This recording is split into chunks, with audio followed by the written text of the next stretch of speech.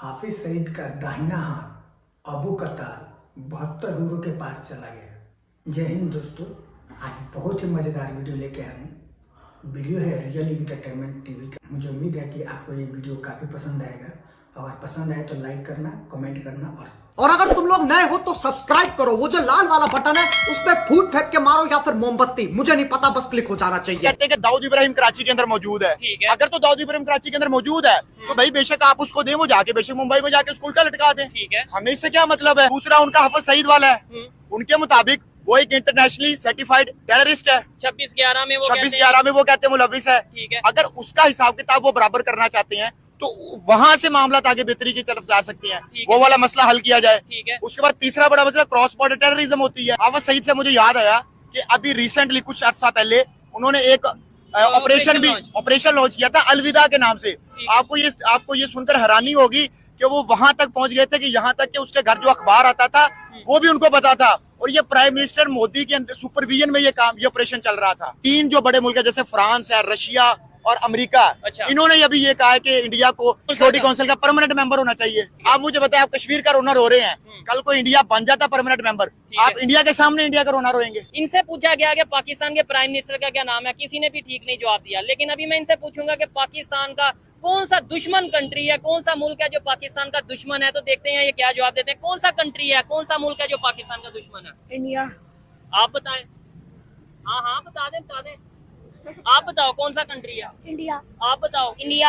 हाँ आप बताएं कौन सा कंट्री? इंडिया। आप बताएं। इंडिया। आज वो देखे सबसे ज्यादा जो टेररिस्ट अटैक्स होते हैं वो अफगान बॉर्डर से होते हैं। ठीक है, आपकी सारी स्मगलिंग अफगान बॉर्डर से हो रही है, और उन्हें गुस्सा बहुत है अफगानिस्तान के लोगों और को। हमने अफगानिस्तान को भी दुश्मन बना लिया। अफगानिस्तान में कितना बड़ा थप्पड़ मारा, वो बैठे हुए कौमी तराना नहीं सुन रहे हमारा। हाँ, ये भी इससे बड़ा हमें क्या थप्पड़ होगा। अगर आज से आप 15-20 साल पहले चले जाए ना, तो पाकिस्तान और इंडिया जब भी यूनाइटेड नेशंस में जाते थे ना तो एक दूसरे की शिकायतें लगाते थे। उस वक्त आम लफ्जों में कहा जाए कि वो पाकिस्तान जाके कहता था कि भाई इंडिया ने पानी बंद कर दिया, इंडिया मुसलमानों को मार रहा है, इंडिया ने कश्मीर में कर्फ्यू लगा दिया, और इंडिया जाके बातें करता था जी क्रॉस टेररिज्म हो रही है, ये हो रहा है, वो हो रहा है। अब आप नोट कर लें कि इंडिया ने ये बातें यूनाइटेड नेशन के अंदर कहनी छोड़ दी हैं, वो इससे ऊपर उठ गए हैं। वो इन मसलों को मसला समझ नहीं। इवन कश्मीर का तो डॉक्टर जयशंकर ने कहा कि ये तो बायलैटरल प्रॉब्लम है, ये तो इंटरनेशनल इशू है ही नहीं है। ए मेरा गीत है सबने गाना, ए मेरा गीत है कैदी दे लई जिसनू रब बचाना। ए मेरा गीत है सबने गाना। हमने कारगिल लड़ लिया, 71 लड़ लिया, 65 लड़ लिया, और हम इस नतीजे तक पहुंच चुके हैं कि जंग मसले का हल नहीं है। मैं तो कई सालों से ये बात कह रहा हूँ कि पाकिस्तान और इंडिया के साथ कम से कम 100 साल का ये मायदा होना चाहिए कि हम आपस में ना तो कोई लड़ाई करेंगे, ना आपस में कोई झड़प करेंगे। इधर मैं डिसएग्री करता हूँ। 100 साल के हूँ, आप ये कभी जंग नहीं करेंगे।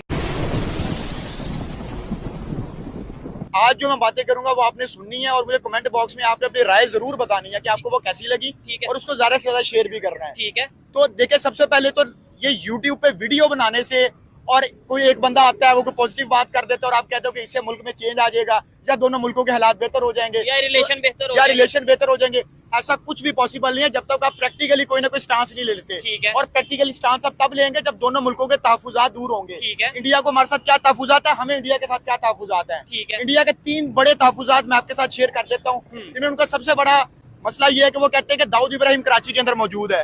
अगर तो दाऊद इब्राहिम कराची के अंदर मौजूद है तो भाई बेशक आप उसको दें, वो जाके बेशक मुंबई में जाके उसको उल्टा लटका दें। ठीक है। हमें इससे क्या मतलब है। ठीक हो गया। अगर कोई हमारे लोगों को कत्ल करेगा तो हम भी उसको लाहौर में उल्टा लटकाएंगे। ठीक हो गया। ठीक है, एक तो ये स्टांस हो गया। दूसरा उनका हाफिज सईद वाला है, उनके मुताबिक वो एक इंटरनेशनली सर्टिफाइड टेररिस्ट है। 26/11 में वो 26/11 में वो कहते हैं मुलविस है। ठीक है। अगर उसका हिसाब किताब वो बराबर करना चाहते हैं तो वहां से मामला आगे बेहतरी की तरफ जा सकते हैं, वो वाला मसला हल किया जाए। ठीक है। उसके बाद तीसरा बड़ा मसला क्रॉस बॉर्डर टेररिज्म होती है, ठीक है, जिसकी वजह से मसले खराब होते हैं।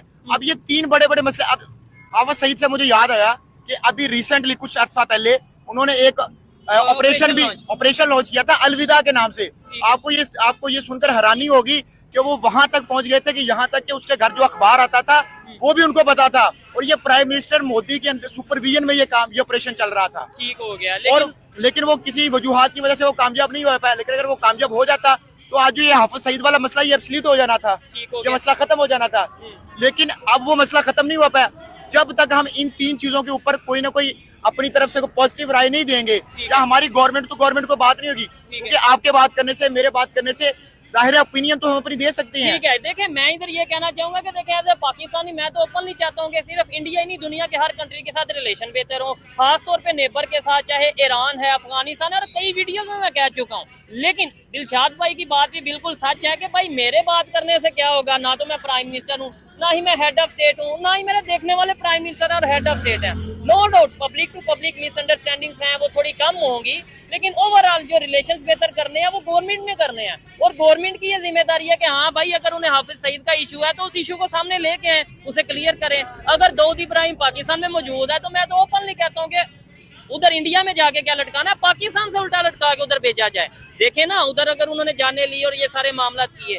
अब दिलशाद भाई मैं इधर एक बात ये कहना चाहूंगा कि चाइना और इंडिया का भी तो लद्दाख का इशू चल रहा है, लेकिन वो आपस में ट्रेड भी कर रहे हैं, वो आपस में मिशन मून भी कर रहे हैं, मतलब मून पे जाके जो उनसे वो अपना प्लांट बनाने जा रहे हैं, इलेक्ट्रिक प्लांट। क्या कहना चाहेंगे आप इसके ऊपर, पाकिस्तान के क्यों नहीं रिलेशन बेहतर हो सकते हैं? ये कुछ सस्ते माहिरीन ने ये नई पक्ष छोड़ी है कि पाकिस्तान और कश्मीर, पाकिस्तान और इंडिया के ट्रेड इस वजह से नहीं हो रही, कश्मीर का मसला है। अच्छा। आप मुझे बताएं कि चाइना का और इंडिया का लद्दाख का मसला नहीं है तो ट्रेड रुक गई है। भाई उनको पता है कि चाइना इस पोजीशन में है कि वो ट्रेड कर सकता है, उनके पास टेक्नोलॉजी है। अब वो मिशन मून पे जा रहे हैं, जैसे मैंने लास्ट वीडियो में बताया, तो वहां पे उनको इंडिया की जरूरत नहीं पड़नी है ना। मुझे बताएं हमें किसकी, हमारी जरूरत किसको पड़नी है?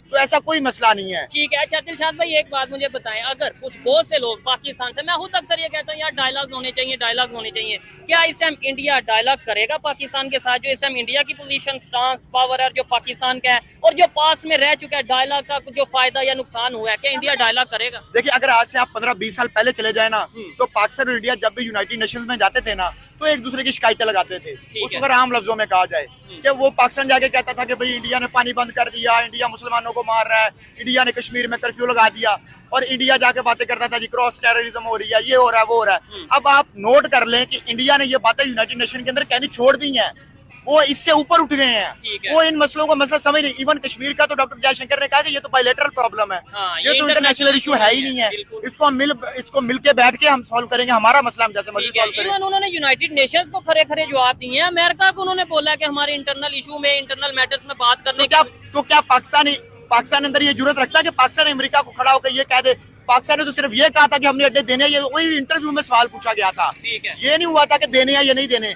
लेकिन उस पर इतना बड़ा हंगामा क्रिएट हुआ और गवर्नमेंट चेंज होगी, और बाद में ये एक नई सिलसिला चल पड़ा। JF-17 थंडर जो है वो अजरबैजान को दिए, हम इस बात को सपोर्ट करते हैं और अप्रिशिएट करते हैं, ठीक है। उसके बाद अरशद नदीम ने जो है वो पिछले दिन जैवलिन थ्रो किया और जीत गया, हम उसको भी अप्रिशिएट करते हैं। यानी कोई अच्छी खबर आएगी, कोई अच्छी न्यूज आएगी तो उसके ऊपर मैंने क्या अरशद नदीम के हवाले से वीडियो नहीं बनाई। मैं ये समझता हूँ, मैं बड़ी बात नहीं कर रहा, लेकिन मैं ये समझता हूँ जिस टाइम रिजल्ट अनाउंस हुआ था उससे फौरन बाद अगर किसी में पाकिस्तान में जाके पब्लिक रिएक्शन किया तो वो शायद मैं ही होऊंगा। लेकिन आगे चलते हैं, दिलशाद भाई मुझे बताइए इन आम पाकिस्तानी जो हमारे भाई हैं, इनका क्या फ्यूचर देख रहे हैं? इन बच्चों का क्या पाकिस्तान में फ्यूचर क्या देख रहे हैं? देखिए जो पाकिस्तान के इस टाइम हालात है ना, तो इन बच्चों का कोई फ्यूचर नहीं है। आप ये देखें कि माहिरीन कह रहे हैं कि 2040 तक पाकिस्तान में शदीद किल्लत हो जाएगी पढ़े लिखे और स्किल्ड लोगों की, क्योंकि पाकिस्तानी बाहर जा रहे हैं, ठीक है, इस वजह से। अब मुझे बताएं कि इस सारे सिनेरियो में और ये जो नए जो बच्चे हैं वो तो स्कूल में, आप सच बताओ बच्चे स्कूल जाते हो या नहीं? यस। कौन सा स्कूल जाते हो? गवर्नमेंट। गवर्नमेंट। आप स्कूल जाते हो? जी जाता हूं। कौन से? गवर्नमेंट। आप जाते हो? कौन सी क्लास में? गवर्नमेंट। कौन सी क्लास? फोर्थ क्लास में। पाकिस्तान के प्राइम मिनिस्टर का क्या नाम है? कायदे आज़म। पाकिस्तान के प्राइम मिनिस्टर का क्या नाम है? हाँ, कायदे आज़म। पाकिस्तान के प्राइम मिनिस्टर, वजीर आज़म का क्या नाम है? इलामा इकबाल। आप बताओ। हाँ, इमरान खान। आप बताओ। इमरान खान। ये देखें, ये बच्चे हैं, हमारा फ्यूचर है, और मैं ये नहीं समझता इनमें से किसी का भी कसूर है। किसी एक ने भी सही जवाब दिया है। कोई कह रहा है पाकिस्तान के प्राइम मिनिस्टर यानी वजीर आज़म का नाम है कायदे आज़म, कोई कह रहा है इलामा इकबाल और कोई कह रहा है इमरान खान। क्या समझते हैं ये एजुकेशन हमें मिल रही है पाकिस्तान के स्कूलों में, या ये और 4th, 5th, 6th क्लास के बच्चे हैं? देखिए अब ये हालात देख ले हमारी यूथ का। अब इन बच्चों को तो जो सिखाया जाता है उन्होंने वही सीखना है। अब वो 5th क्लास का बच्चा 5-7 साल स्कूल गया है, लेकिन उसके बावजूद उसको नहीं पता पाकिस्तान का प्राइम मिनिस्टर कौन है। अगर कंपैरिजन करें दूसरे कंट्री से, आप दूसरे चाइना का कोई लड़का उठा के देख लें, इंडिया का इवन कोई लड़का उठा के, बांग्लादेश का कोई लड़का उठा के देख ले, वो आपको सारा कुछ बता देगा। तो पाकिस्तान का जो तालीमी निजाम है वो आपके सामने ही है। उसके बाद जो पाकिस्तान की इकोनॉमी के हालात है वो भी आपके सामने है। इवन अभी हमने IMF के पैसे देने आई, और अभी तो अगर हम इसी डगर पे चलते रहे तो आपको पता दिसंबर के अंदर पाकिस्तान डिफॉल्ट हो जाना था अगर पाकिस्तान को IMF की $7 बिलियन ना देता। ठीक है। अब जब डिफॉल्ट होते हैं तो पाकिस्तानी को नहीं पता कि डिफॉल्ट होने के बाद हमारे साथ क्या हालात होने थे। ठीक है। अभी श्रीलंका के हालात आपके सामने ही है कि वो डिफॉल्ट हुआ था, उसके बाद उनके क्या हालात हुए थे। एक बड़ी इंटरेस्टिंग आपको चीज दिखाता हूँ जो मुझे पता है कि ये लोग क्या जवाब देंगे। मेरी ऑब्जर्वेशन है या मेरा एक्सपीरियंस है। इनसे पूछा गया कि पाकिस्तान के प्राइम मिनिस्टर का क्या नाम है, किसी ने भी ठीक नहीं जवाब दिया। लेकिन अभी मैं इनसे पूछूंगा कि पाकिस्तान का कौन सा दुश्मन कंट्री है, कौन सा मुल्क है जो पाकिस्तान का दुश्मन है, तो देखते हैं ये क्या जवाब देते हैं। कौन सा कंट्री है, कौन सा मुल्क है जो पाकिस्तान का दुश्मन है? इंडिया। आप बताएं। हाँ बता दें। आप बताओ कौन सा कंट्री है? इंडिया। आप बताओ। इंडिया। हाँ आप बताएं कौन सा कंट्री? इंडिया। आप बताएं। इंडिया। ये ले, यानी कि ये नहीं पता कि पाकिस्तान का प्राइम मिनिस्टर कौन है, लेकिन ये पता दुश्मन कौन है। इसमें किसका कसूर है? इसमें क्या मेरा कसूर है, इनका कसूर है, टीचर्स का कसूर है, एजुकेशन सिस्टम का, मीडिया का, किसका कसूर है? मैं तो कहता हूँ इसके गवर्नमेंट का कसूर है, क्योंकि हमने जब से पाकिस्तान बना है हमने तो दुश्मन ही खेला है कि ये हमारा दुश्मन है, ये हमारा दुश्मन है। अभी मुझे बताएं, अमेरिका के साथ कभी हम दोस्ती लगा लेते हैं, कभी दुश्मनी लगा लेते हैं। देखिए आप वाजी आपकी फॉरेन पॉलिसी होनी चाहिए जिसमें आप अपने कौम और अपने मुल्क के तहफुजात को पहले नंबर पे रखें, जैसे इंडिया रखता है। जहां भी उनका मसला बनता है उनके अपने लोग सबसे पहले आते हैं, उसके बाद वो दूसरे। अब देखें कि ये जो 3 बड़ी स्टेटमेंट मैंने आपको दी है, उसके बाद इंडिया के बारे में जो बाकी मुल्कों ने जो स्टेटमेंट्स दी हैं वो भी आप उठा के देख लें। ये बच्चे को भी देख लें, ये देख लें, ये देख लें। ये रात को पता नहीं एक रोटी 2 रोटी खा के सोते हैं। इनके घर गुर्बत, हमारे घर। अब हमें सोच रहे ये पे मेरी जेब में बिल पड़ा हुआ है, मैं रात का दो दिन हो गया सोच रहा है या अल्लाह बिल कैसे। कितना बिल आया? 20,000 रुपया बिल आया एक छोटे से 1.5 आपकी महीने मेरी की आमदन 33,000 33,000 आमदन है। 20,000 बिल दे दिया, पीछे रह गया 13,000। 13,000 में खाना भी खाना। मालिक अल्लाह का शुक्र, हमारे मालिक कुछ अच्छे हैं जो हमें रिस्पॉन्स देते हैं। हो गया। हमारे मालिक हमें क्या कहना चाहेंगे? इधर आम पब्लिक की अगर बात करें या बात सुने तो पब्लिक तो बड़ी परेशान नजर आ रही है। देखिए पाकिस्तान के हालात अगर ऐसे बने हैं तो पाकिस्तान के अंदर किसी चीज की कमी नहीं है। आप बलूचिस्तान के अंदर चले जाएं, बलूचिस्तान के अंदर हम रिसोर्सेज यूज कर रहे हैं जो कि नेचुरल गैस निकल रही है। उसके बाद हमारा छठा बड़ा ऐसा मुल्क है जिसकी सबसे ज्यादा नौजवान आबादी है। ठीक है। उसके बाद आबादी के लिहाज से भी हम मेरे ख्याल 5वां छठा बड़ा मुल्क है। तो मेरी बात सुनो, हमारे पास रिसोर्सेज की तो कमी नहीं है, ना ही हमारे पास यूथ की कमी है। हमारे पास कमी है तो सिर्फ जो हमारे लीडर्स है उनकी नीयत है, उनकी नीयतें खराब हैं।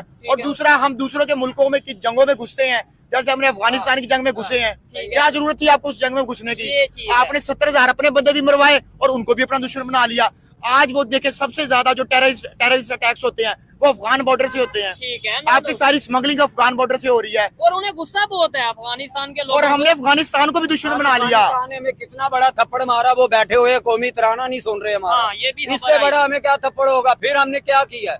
हमने कौन सा इशू किया? हमने कुछ किया? अच्छा मुझे ये बता दें, रिलेशन हमारे कैसे बेहतर हो सकते हैं, कैसे हम भी आगे बढ़ सकते हैं इंडिया की तरह? इंडिया आगे बढ़ के हम कैसे बढ़े? हमारे रिलेशन किसी से भी नहीं सही हो सकते। हम, मैं भी इसका दुश्मन, ये मेरा, किसी के पास कुछ नहीं है, कुछ नहीं। जब हम एक कौम हो जाएंगे ना, यूनिटी हो जाएगी। ठीक है, we will progress।